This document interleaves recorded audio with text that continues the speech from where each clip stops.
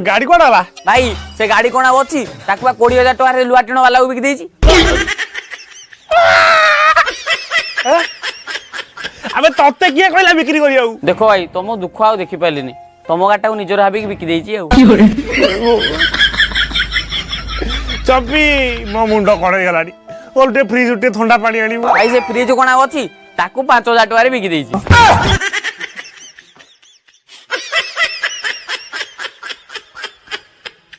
टीओलु पानी नहीं आस जल्दी भाई क्षमा करिवो टीओलटा बिकी देछि ता वासरटा 75 टका 8 आना पड़ला ताकू भी बिकी देछि।